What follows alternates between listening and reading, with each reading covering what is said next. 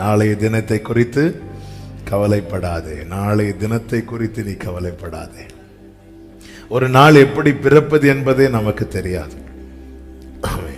ஒரு நாள் எப்படி பிறப்பது என்பதே நமக்கு தெரியாமல் இருக்கும்போது அந்த நாளை கடப்பதும் நமக்கு சத்தியமாகவே தெரியாது. அதை பிறப்பித்தவருக்கு தெரியும்.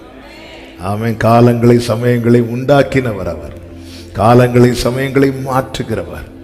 ஒரு நாள் பிறப்பதே நமக்கு தெரியாமல் இருக்கும்போது அந்த நாளை கடப்பது நமக்கு சுத்தமாகவே தெரியாது. அதை பிறப்பித்தவருக்கு தெரியும். ஆமாம். நாளை தினத்தை குறித்து நாம கவலைப்பட தேவையில்லை என்று கர்த்தர் சொல்லவில்லை. நீங்க கவலைப்படாதீங்கன்னு தான் சொல்றார். அவர் பார்த்து கொள்வார். இந்த மாதம் ஒவ்வொருவருக்கும் நன்மையாய் ஆசீர்வாதமாய் இருப்பதாக.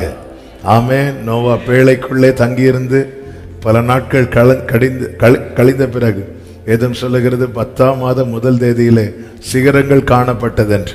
இந்த மாதத்திலே காணப்பட வேண்டிய நன்மைகளை ஒவ்வொருடைய கண்களுக்கும் கர்த்தர் காண்பித்து தருவாராக என்று மனதார உங்களை வாழ்த்துகிறேன். 1 ராஜாக்கள் 8:20 வாசிக்கிறேன், கவனிங்கள். எல்லாரும் சேர்ந்தே வாசிக்கலாமா? 1 ராஜாக்கள் 8:20. இப்போதும் கர்த்தர் சொல்லிய தம்முடைய வார்த்தையை நிறைவேற்றினார்.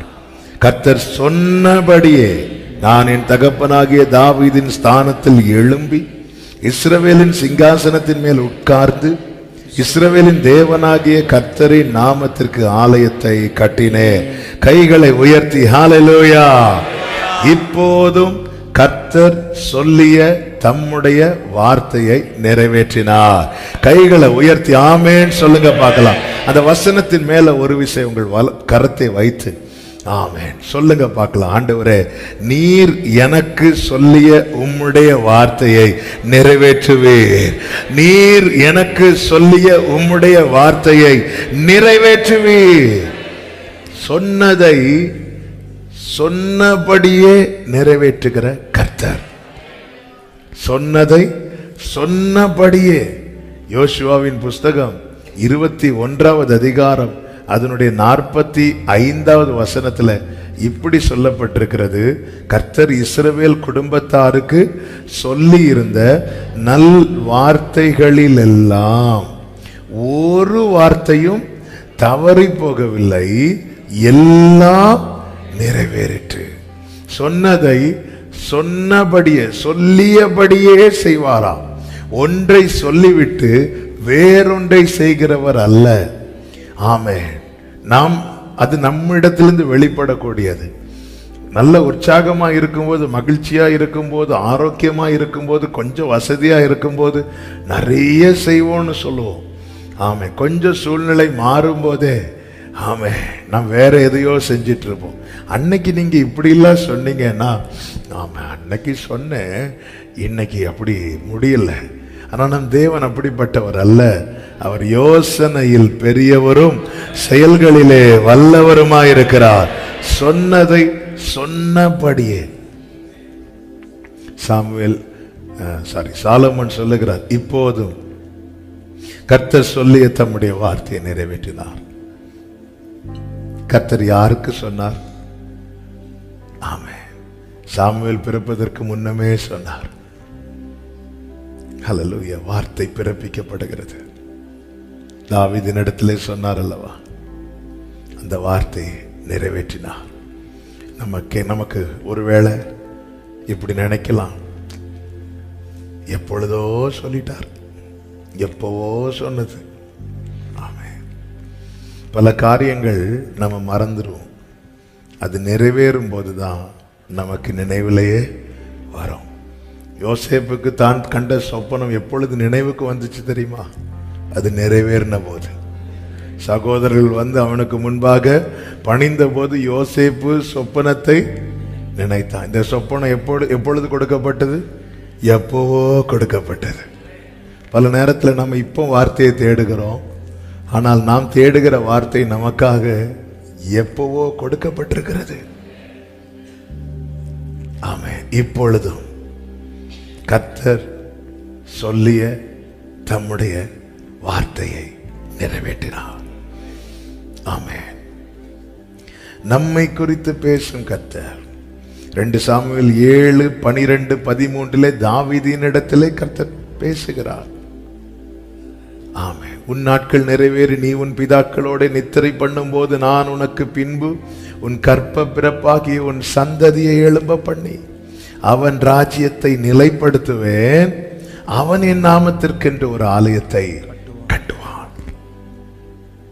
அல்லேலூயா. நம்மை குறித்து தேவன் பேசிக் கொண்டிருக்கிறார்.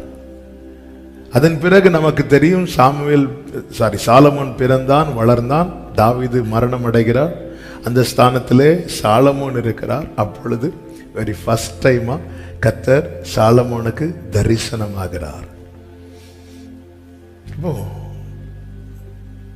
ஒரு நல்ல மெச்சூர்டான ஒரு ராஜாவாக இல்லை, எதுவுமே தெரியாது. சாலமோனே சொல்ற, நான் போக்குவரவு அறியாதவனாய் இருக்கிறேன். அப்பொழுது கர்த்தர் அவனுக்கு தரிசனமாகி பேசுகிறார். நீ விரும்புகிறது என்னிடத்துல கேளு. வெரி ஃபர்ஸ்ட் டைம் கர்த்தர் சாலமோனோடு பேசுகிறார். பல நேரத்தில் முதல்ல கர்த்தர் நம்மோடு பேசும்போது நமக்கு ஆச்சரியமா இருக்கும். ஆனால் இந்த காலை வேளையில கர்த்தர் சொல்லுகிற வார்த்தை என்னவென்றால், உன்னோடு அவர் பேசுகிறதை முன்னமே அவர் சொல்லி இருக்கிறார். என்னோடு பேசுகிற வார்த்தைகளை முன்னமே சொல்லி இருக்கிறார்.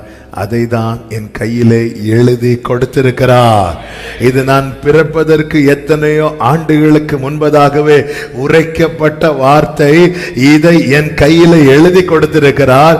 அந்தந்த சமயத்திலே கர்த்தர் தம்முடைய வார்த்தைகளை எனக்கு வெளிப்படுத்தி என்னோடு பேசுகிறார்.